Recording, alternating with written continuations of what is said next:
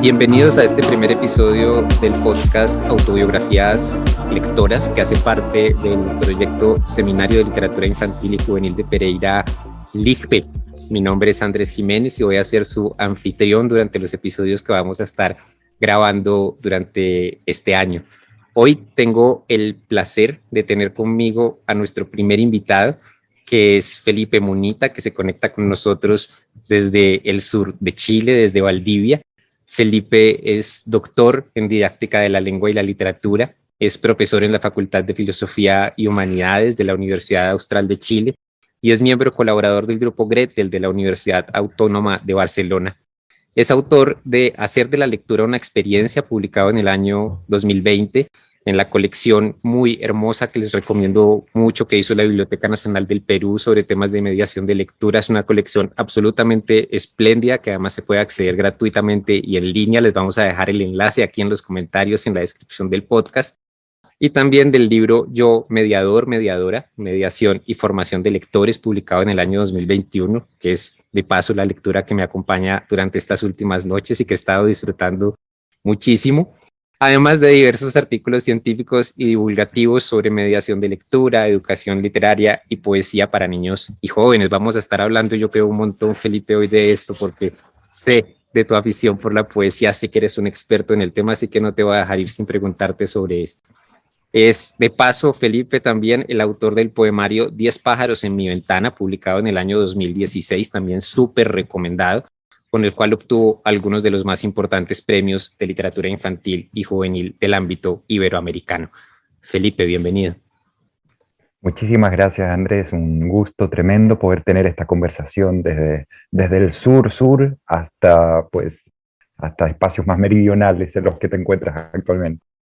Muchas gracias, Felipe. No sé que la gente va a amar poderte escuchar. Tenemos gente conectada con nuestro proyecto desde todos los rincones de América Latina y de España, así que ojalá que disfruten muchísimo, muchísimo de esta conversación, que de paso es apoyada por la Secretaría de Cultura de Pereira a través de su programa de concertación local y por el Ministerio de Cultura de Colombia a través de su programa de concertación nacional. Agradecemos muchísimo el apoyo de ellos, así como de la empresa de energía de Pereira, que también nos hace un apoyo económico importante desde hace 3 años. Y recordar que este evento, todo este podcast, todo el seminario es posible gracias a la organización de la Fundación para la Cultura, la Ciencia y la Tecnología de la ciudad de Pereira.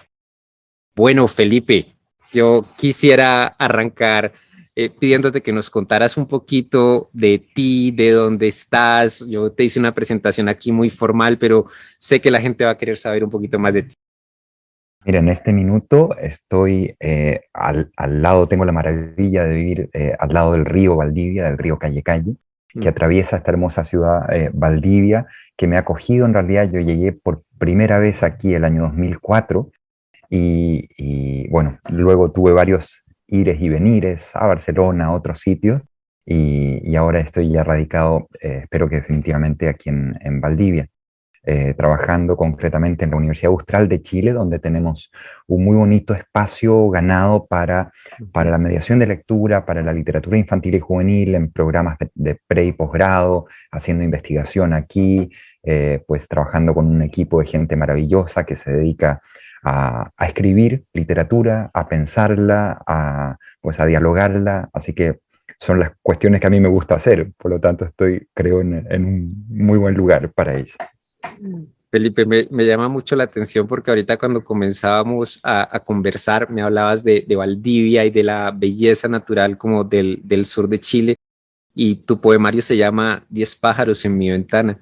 ¿Esa naturaleza que te rodea es una gran influencia para ti en tu poesía? Siempre ha sido una influencia importantísima, no solo en mi poesía, en mi vida. Siento que en la naturaleza encuentro un espacio de diálogo conmigo mismo y con el mundo, digamos, que encuentro en muy pocos otros espacios, ¿no? Entonces, para mí el contacto con la naturaleza, que por fortuna tuve desde muy pequeño, ha sido algo muy, muy, muy natural, digamos, durante toda mi vida. Y por eso en realidad creo que llego a vivir a lugares como este, ¿no? Donde Ujú. el verde, el agua, pues de pronto llega ahí un Martín pescador a posarse ahí al Ajá. árbol que tengo al frente. Para mí es la felicidad más absoluta eso. Y eso redunda, por supuesto, en que eh, toda ese maravillarme con un pájaro detenido en un árbol, un fluir de un agua, se entre muy claramente en toda mi poesía. O sea, es muy evidente que eso está atravesado toda mi poesía por ese amor, por ese profundo cariño a la naturaleza. Qué bello, Felipe, porque pienso que justamente ahorita hablaba contigo de que tú reflexionas un montón sobre la figura del mediador, del que es puente entre diferentes cosas, y pienso que la poesía puede ser para muchas personas ese puente que nos recuerda la magnificencia, la belleza de esa naturaleza que nos rodea, que nos conecta de nuevo con ese esplendor y esa felicidad que están allí todo el tiempo, lo cual es muy, muy poderoso. Pero entrando un poquito más en el tema de este podcast que titulamos Autobiografías Lectoras, este es un concepto que acuñó Michel Petit hace algún tiempo y se trata de las lecturas que marcan diferentes momentos de nuestra vida, que, que son puentes justamente en diferentes momentos de nuestra vida para comprendernos, para construir nuestra identidad, para ir a lo profundo de nosotros mismos. El otro día revisaba una conferencia que dio María Teresa Andrueto en el año 2018 en la ciudad de Pereira, cuando todavía hacíamos el seminario presencial, y ella decía, ¿a dónde va uno para conocerse a sí mismo? ¿A dónde va uno para aprender de su humanidad? Y ella decía, va a la literatura. Así que de eso se trata este podcast y quisiera que arrancáramos, Felipe, por saber cuáles fueron esas primeras voces que para ti te acercaron a la literatura, a la lectura, cuáles fueron no solo esos primeros libros, sino esas voces humanas que te trajeron hacia este ámbito. Es muy bonita la manera de formularlo, porque efectivamente primero fueron voces, no fueron libros propiamente tal. Y dentro de esas voces recuerdo muchísimo un espacio que para mí fue fundacional en mi relación con la lengua literaria, ¿no? Con el relato, que era una historia interminable que me contaba mi padre antes de dormir. Uh -huh. Aventuras del capitán Chuchoca y el ayudante Viroca, ¿no? Ajá. Que peleaban continuamente, ¿no? Contra Pate Palo y Ojo Tuerto Negro. Entonces, yo la recuerdo como si fuera los hermanos Karamazov, te fijas, una historia increíble. Luego ya de más grande, hablando con mi padre, me decía, pero si Felipe, yo llegaba muerto de cansado del trabajo, ya no sabía qué inventar, les daba una vuelta más por ahí por la balsa, porque yo siempre tengo una imagen, ¿no? De el capitán Chuchoca y el ayudante Viroca yendo por un río, ¿no? Y persiguiendo, por supuesto, a los malignos. Y hasta que venía una catarata, ¿no? Entonces, bueno, ¿qué va a pasar ahora con el capitán Chuchoca? Y eso, pues, lo sabremos mañana, ¿no? Y yo, no, pero ¿cómo lo vamos a saber mañana si yo lo necesito ahora? Entonces, bueno, al parecer siempre era inventarle un poquito más, algo más a la historia y ya está. Pero yo la recuerdo como es curioso, ¿eh? Yo la recuerdo como una experiencia literaria profunda, como de inmersión ficcional en una historia de largo aliento. Probablemente ahí tenía mucho que ver también el espacio acogedor y de cercanía, de diálogo con mi padre, ¿no? Entonces, bueno, ahí hay unas primeras voces que luego, claro, vendrían ya libros que fueron para mí importantes en la infancia, en la adolescencia, por supuesto, pero las primeras voces pues, estuvieron ahí. Y el capitán Chuchoca y el Y pirata Viroca y el el ayudante ayudante Viroca Viroca. eran personajes inventados por tu papá, no venían de ninguna otra historia, sino que eran una narrativa de tu padre. Totalmente, claro, claro, sí, sí, sí, porque aquí la chuchoca es un vegetal, ¿no? Ajá. Entonces, se las inventó él totalmente y a partir de ahí, pues ya siguió adelante, ¿no? Con su historia. Muy hermoso, siento, porque vamos a sentirnos, yo me siento muy identificado con la historia que cuentas. Para mí, mi madre también era esa contadora de historias y esa nutridora de la imaginación, pero también del amor, ¿no? Es como ser envuelto en una cobija, en una frazada que es de imaginación, de lengua literaria, de historias, pero también de cariño, de amor, eso que Michel Petit llama la hospitalidad, pero siento que a un nivel increíblemente profundo, ¿no? De ese vínculo padre-hijo. Sí, y esa idea también que dices tú de cobijo, ¿no? De amor, yo también la viví mucho, la experiencié mucho de pequeño con la música, que es, Ujú. bueno, otro elemento que claramente reaparece Sí, también en mi sí. poesía. Y eso viene de la beta de mi madre, ¿no? Mi Ujú. madre nos cantaba, tocaba la guitarra, boleros antiguos, etcétera. Ajá. Y viene también de todos mis hermanos mayores. Yo soy el pequeño de 6 hermanos, muy, Ujú. muy pequeño, digamos. Es decir, con mucha diferencia con ellos. Y todos ellos también tocaban. Entonces, para mí ahí también, en el espacio musical, había ese cobijo, esa experiencia amorosa a través de una práctica cultural, ¿no? Como ya sea, Ujú. como narrar en el caso de mi padre, como cantar y tocar la guitarra en el caso de mis hermanos y mi madre, ¿no? Es como que el arte nos da también una bienvenida al mundo a otros niveles, y como que las personas que queremos y que están a nuestro alrededor nos dan esa bienvenida al mundo, a la cultura, a la familia, también insertándonos en esas narrativas, en esas historias, en esas prácticas, lo cual me lleva a querer preguntarte si, viniendo de ese lugar cobijado, acompañado por la cultura, por la música, por las historias que te contaba tu papá, tú creciste desde muy chiquito siendo lector, o si eso te tomó un tiempo y te convertiste en lector después. Yo no recuerdo que desde muy, muy chiquitito haya Ujú. sido un asiduo lector, ¿eh? Yo creo que me Ujú. fue apareciendo de a poco. Sí recuerdo, por ejemplo, disfrutar de manera muy, aprovechar de manera muy gozosa la biblioteca que había en mi colegio. Ajá. Recuerdo estar sacando ahí muchos libros, ya en la escuela primaria, eso sí, pero siento que fue sobre todo en la secundaria, en educación media, cuando empecé a tener una relación realmente muy decidora, ¿no? Ujú.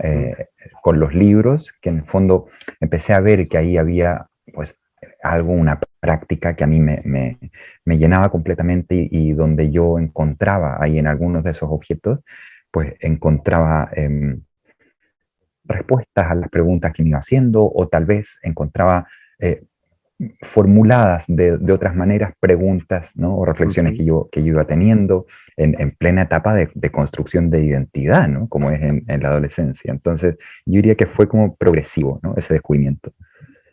Antes de que vayamos a ese lugar que tú ya señalaste como neurálgico, allí durante la escuela primaria, donde dices que sobre todo ibas a la biblioteca de tu escuela, esto me suena un montón porque tú hablas de poder volver a tener unos procesos de lectura en la escuela como eh, más profundos, más serios, pongámoslo así, entre comillas, como un poco a contracorriente de toda esa tendencia de la lectura solamente por placer o por entretenimiento, por diversión. Entonces me parece que ya desde allí hay unas semillas muy bonitas de lo que tú encontraste en tu escuela. Te querría preguntar si recuerdas de esa escuela primaria algunos libros que te hayan marcado, si durante ese momento hubo alguien que mediara para ti esas lecturas o si fue más bien una aventura solitaria entre esos anaqueles de la biblioteca, encontré esto, ¿cómo fue esto para ti? Yo diría que era más bien una experiencia azarosa, digamos, Ujú. que se producía en la biblioteca misma. No recuerdo ahí espacios de mediación muy potentes. Ujú. Eh, sí, un poco más en enseñanza media. Pero, por ejemplo, un libro que para mí en la etapa primaria fue súper importante, porque, bueno, me veía muy reflejado allí también, ¿no? Es un libro, un clásico de la literatura infantil chilena que se llama Perico trepa por Chile, Ajá. de Marcela Paz. Y Perico es un niño que vivía en Porvenir, en la ciudad más austral de Chile, ¿no? Ujú. Y ahí vivía una aventura porque se iba a viajar él solo, ¿no? Se iba a viajar pues en camiones, como podía, partía ahí con su oveja por todo Chile, ¿no? Y eso para mí era algo increíble, porque yo, bueno, tuve la suerte también de conocer junto a mi familia Ujú. distintos lugares de Chile durante la infancia, durante la adolescencia. Entonces, yo tenía un apetito muy grande por conocer Ajá. lugares, porque para mí era una experiencia muy bonita, esa del viaje familiar, ¿no? Pero este perico, pues partía solo a la aventura, a viajar, a recorrer Chile, y eso para mí era algo alucinante. Entonces ahí hubo una primera experiencia literaria que me voló la cabeza, digamos. Y mira que ahora que lo mencionas, creo que esos libros de la experiencia de viaje, como de poder viajar por un territorio a través de las páginas de un libro, es muy importante para muchas personas en muchos lugares de América. En Colombia tenemos, por ejemplo, los libros de Pilar Lozano, que se me escapan los títulos ahorita, pero son como acerca de justamente de un niño y una niña que viajan con su abuelo por diferentes lugares de Colombia y se los presentan de una manera increíble. Y qué experiencia tan bonita y tan profunda esa de poder viajar a través de la literatura, Felipe, qué hermoso eso que nos cuentas. Quisiera que nos saltáramos para que no se nos alargue muchísimo, muchísimo la conversación a ese punto neurálgico de tu adolescencia, de tu escuela secundaria, donde sé, porque estuve leyendo algunas entrevistas que tú diste y tus libros, que ya ahí sí hay la figura de algunos mediadores, de algunas personas que fueron importantes para ti. Y te quisiera preguntar quiénes fueron esas personas y a qué lecturas te llevaron, cuál fue ese camino que te ayudaron a trazar. Ajá, ajá. Yo creo que ahí pasaron dos cosas muy importantes, ¿ah? La primera pasó en el ámbito escolar y es que tuve un profesor de historia en el electivo humanista que realmente me abrió todo un mundo en términos del tipo de acercamiento que podíamos tener a los textos, ¿no? Los textos no era algo pues, que estuviera ahí dentro de un listado de lecturas obligatorias y ya, sino que ese profesor comenzó a generar muchos espacios de discusión al Ujú. interior de la clase, ¿no? Sobre esas obras. Y eso fue para mí un descubrimiento, primero la posibilidad de participar en una comunidad de lectores, ¿no? De socializar Ujú. con otros, de construir sentidos, de co-construir junto a otros, ¿no?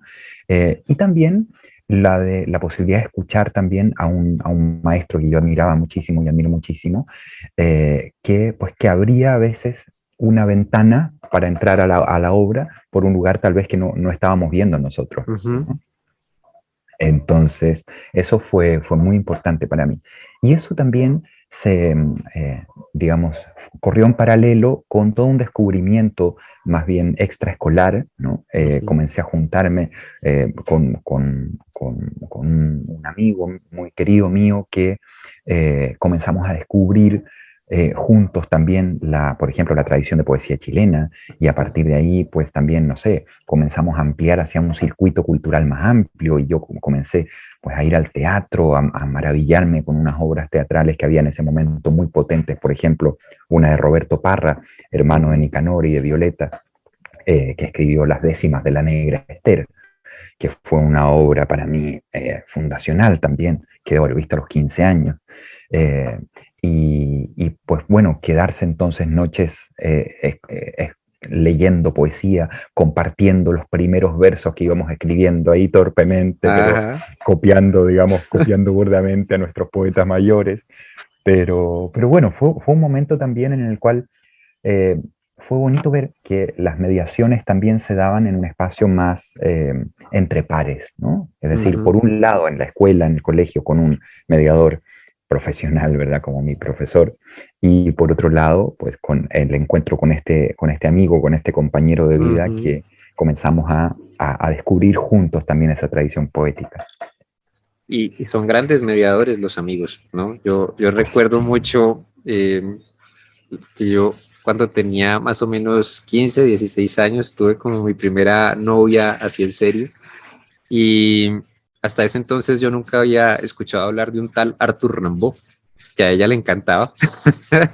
Y me presentó El barco ebrio, me presentó Las iluminaciones, que luego se convirtieron en algunos de mis libros favoritos. Y no me llegaron a través de un mediador profesional, me llegaron a través del gozo, del entusiasmo, del esto es muy divertido, del esto me encanta, así que son grandes mediadores los amigos. Está bonita esa experiencia, ¿eh? Y claro, y es participar también en esa socialización que nos encanta por lo demás. A los lectores nos encanta compartir con otros, pues, lo que nos gusta, lo que leíste recién y te maravilló, ¿no? Y Buenísimo. en ese momento donde empiezas, como dices, a escribir y a leer a los poetas mayores de Chile, y me imagino que otras tradiciones, ¿tienes un recuerdo como de qué lecturas poéticas te influenciaron? Sea más que como lector poético, tú debes compartir algo que es la memoria. Hay versos que todavía te acompañen de esa época. Pues sí, a ver, por supuesto que en esa época fue muy importante el descubrimiento de Nicanor y su antipoesía. Eso Ajá. no hay duda, digamos. Después me alejé un poco más de esa vertiente, pero sigo leyendo con fruición algunos de sus libros, ¿no? Pero el encuentro clave se produjo con la obra de Gonzalo Rojas. Ujú.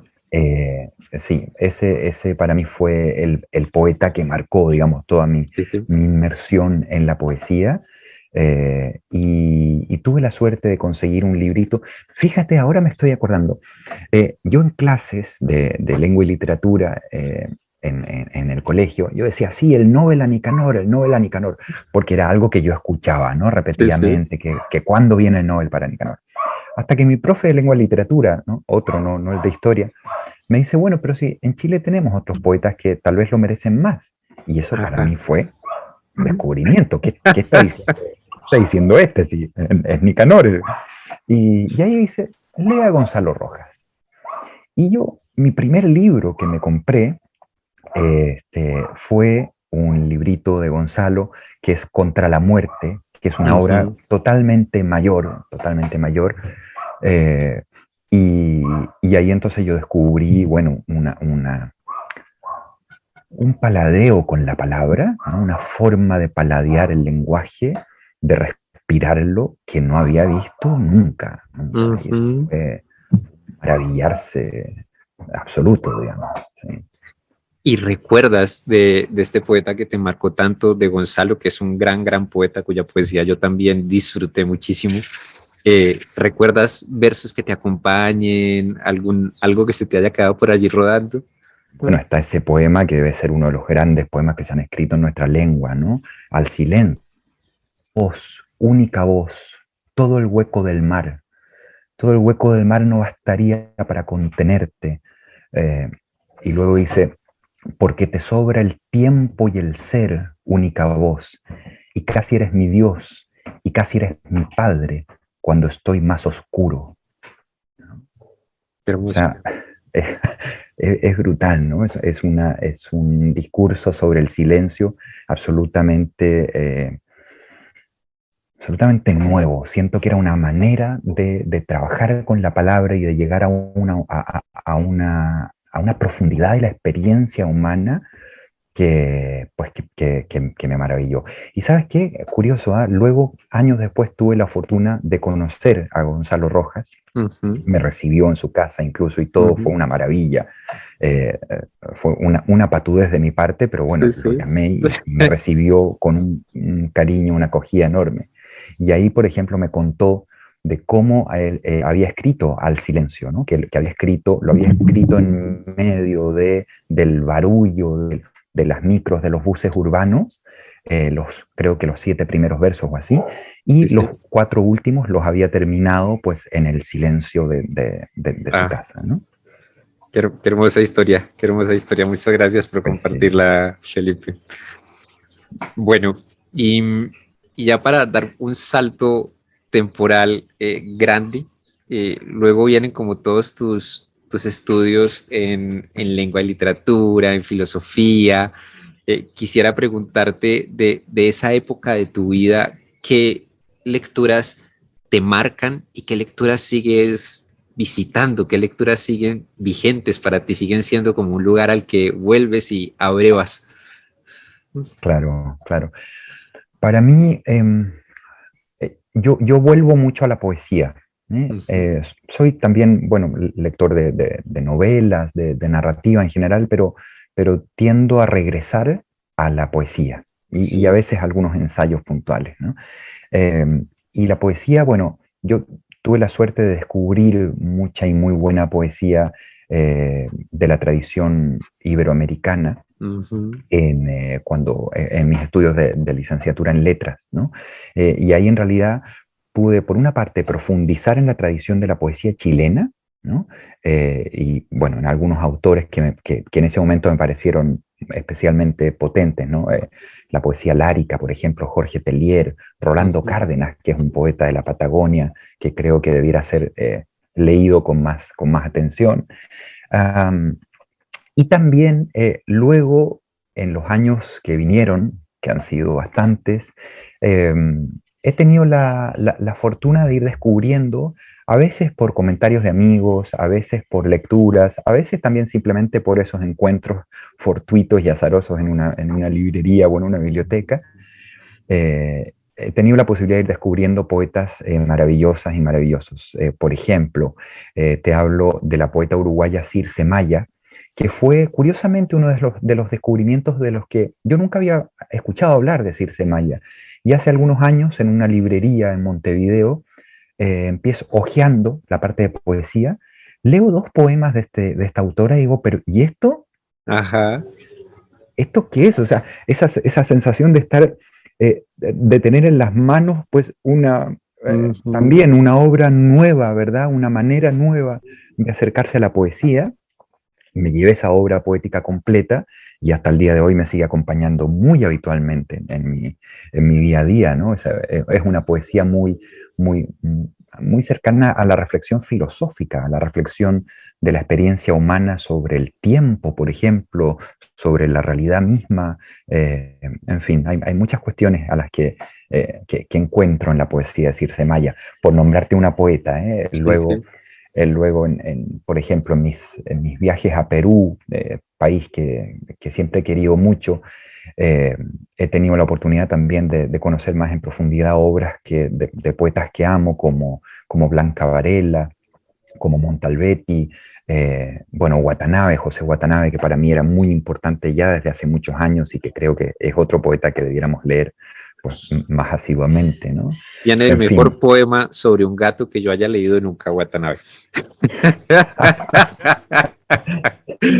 Tiene el mejor poema sobre muchas cosas, creo yo, pero es cierto, es cierto. Es un poeta Es un mayor. hecho.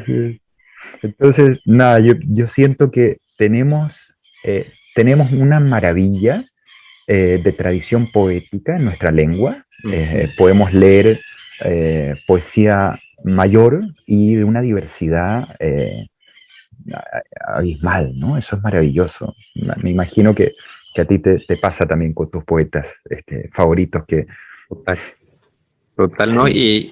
Y me encanta lo que resaltas de sus encuentros azarosos que pueden ser en una librería o en otros lugares. Me recordó mientras hablabas que yo estaba tomando justamente con una de las poetas mayores de Colombia, que es Piedad Bonet, un taller de poesía en mi carrera en la universidad.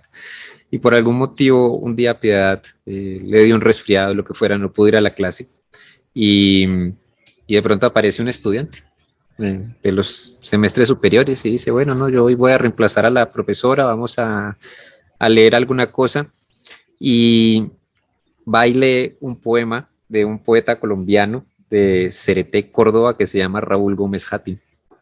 Y para mí fue un deslumbramiento tan total, fruto del azar completamente, que luego terminé escribiendo mi tesis de grado sobre él. Así que de ese nivel es el poder a veces de, llamémoslo destino, destino lector. Pues qué bueno, ¿eh? Qué bueno ese azar maravilloso que hizo que en ese momento llegara ese estudiante y leyera ese poema. Parece bellísimo. Quisiera preguntarte algo, Felipe, que me llamó mucho la atención. ¿Qué crees que es eso que tiene la poesía o que te invita a volver una y otra vez a la poesía que lo distingue quizá para ti de otros géneros? ¿Por qué la poesía te abriga una y otra vez de esa manera? Mm, es bonita la pregunta. Para mí tiene el blanco de la página, ¿no? El blanco de la página en la poesía se relaciona mucho para mí con espacios de silencio en los que siento que realmente me devuelven la pelota, es decir, bueno, ahora pues entras tú, ¿no? A llenar todo esto, como esos espacios de indeterminación, esos espacios vacíos de los que hablaba la teoría de la recepción, ¿no? Pero a un nivel muy experiencial.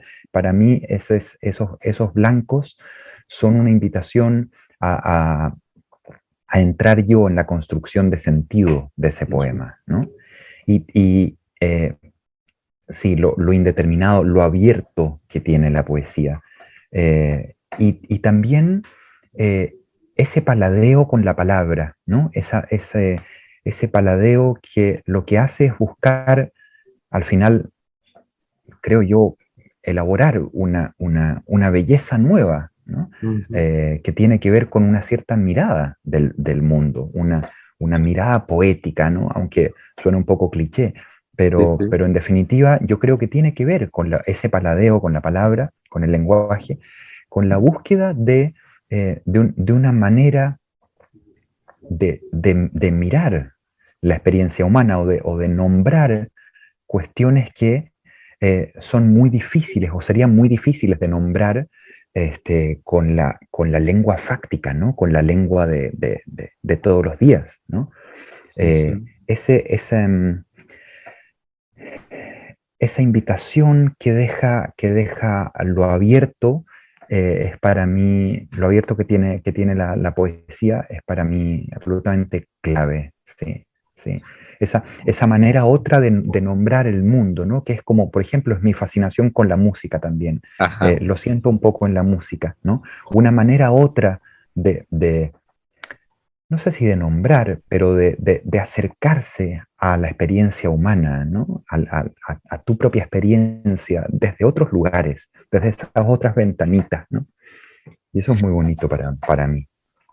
Es como que hay silencios que son muy invitadores, ¿no? Y te invitan a ser parte, te traen y te incluyen, te involucran, te reconocen, así como hay silencios glaciales, pero el silencio de la poesía es un silencio muy, muy, muy invitador. Muy, muy Y nutricio. así es, así es. Y, y siento también quisiera recuperar algo que dijiste ahorita más temprano que tiene que ver con la respiración, ¿no? Es otra manera de respirar.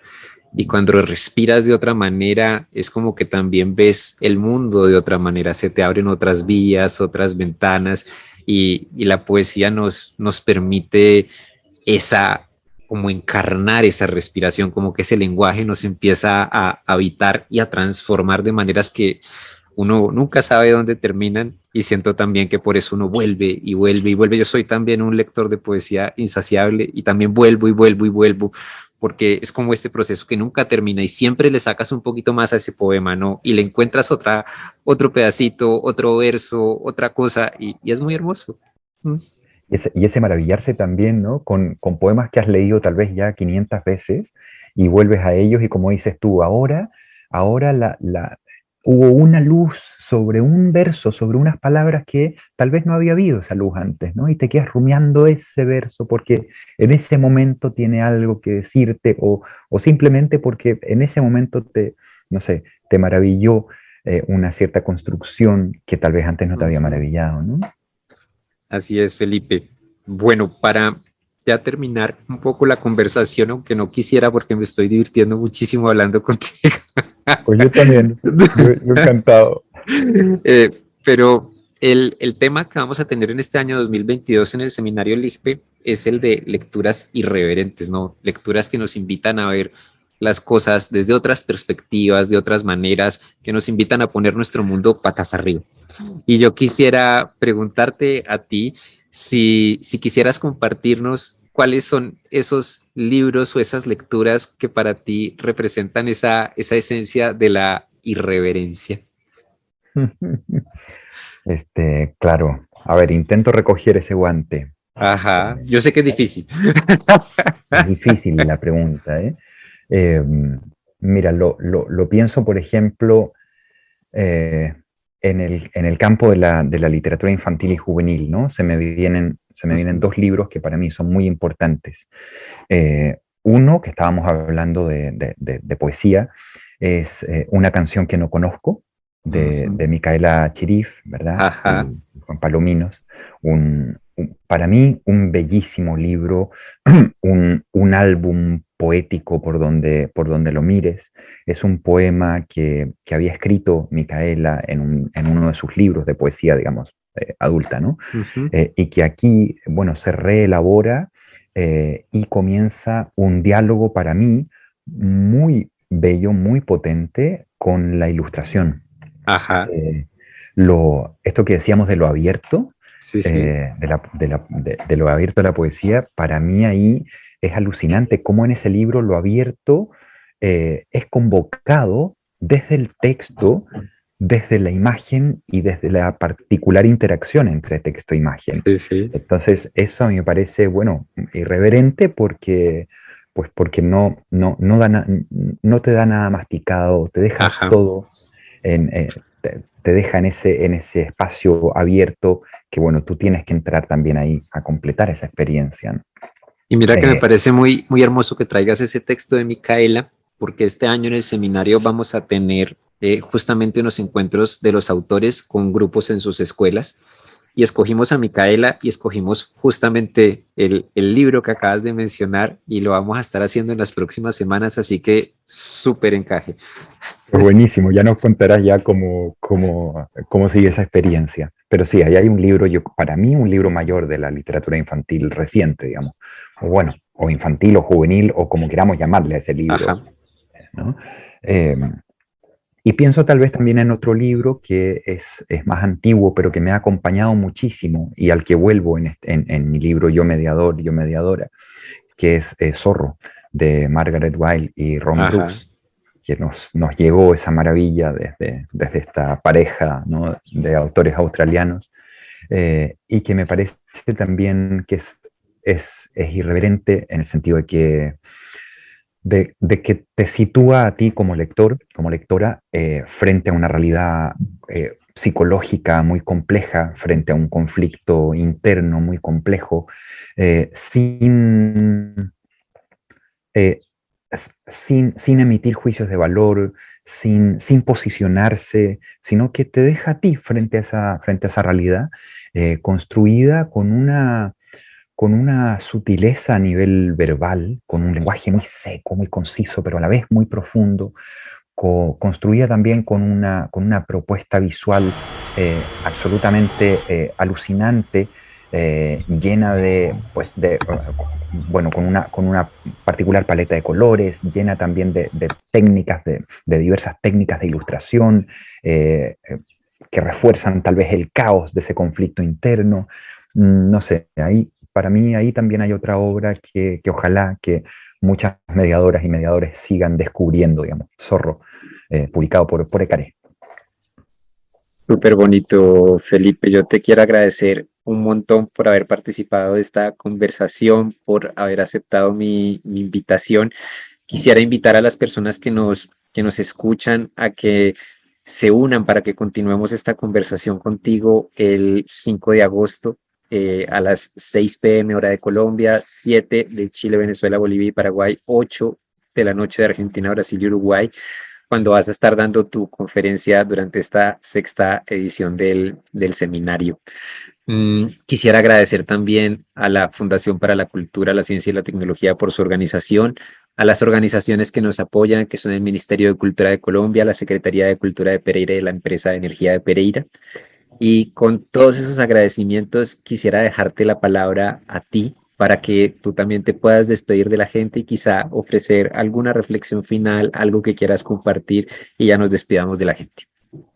Pues lo primero es muchísimas gracias a ti, Andrés, por esta invitación que, bella donde las haya, porque pues poder hablar también de algo más íntimo, ¿no? Que no aparece siempre pues en los artículos, en las publicaciones, cómo es tu propia vivencia con la Sí. lectura, tu autobiografía lectora, es una maravilla. Así que muchas gracias por ese espacio y más ampliamente por la invitación a este seminario pues, que yo venía siguiendo y que es una maravilla ahora poder formar parte, ¿no?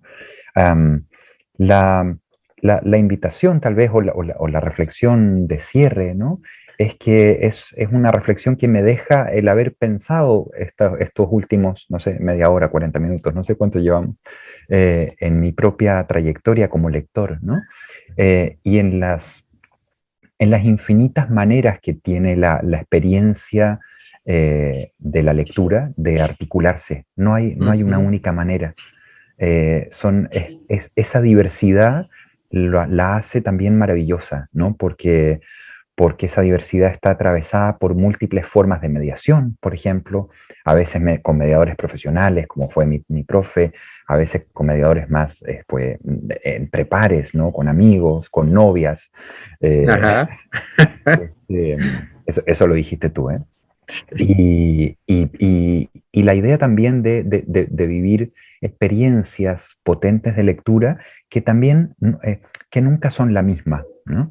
La experiencia que yo vivo con Circe Maya es muy distinta a la experiencia que yo vivo, pues, con Montalbetti o con, en fin, podríamos seguir nombrando, ¿no? Lo que quiero decir es que es esa diversidad de la experiencia lectora, cuando deviene realmente una experiencia, eh, es única, ¿no? Se da la forma de diálogo conmigo mismo, con los otros y con el mundo que yo tengo con ese poemario de Circe Maya en ese momento de mi vida es única y es una manera entonces eh, de, no sé cómo decirlo, de construcción del yo, ¿no? Ujú. que es muy, muy particular, ¿no? Y eso a mí me maravilla, ¿no? Y ahora, recuperando un poco esta vida lectora, esta trayectoria lectora, es una cuestión que emerge para mí con meridiana claridad, digamos. Muchas gracias, Felipe. Totalmente de acuerdo. Y sé que esto va a inspirar a muchas personas también a reflexionar sobre sus propios encuentros lectores, sobre su propia vida lectora, y van a disfrutar mucho porque es muy divertido hacerlo. Pues así sea, muchas gracias a ti. Un abrazo, Felipe, de acá hasta Chile y nos vemos muy pronto. Un abrazo, Andrés. Chao, chao.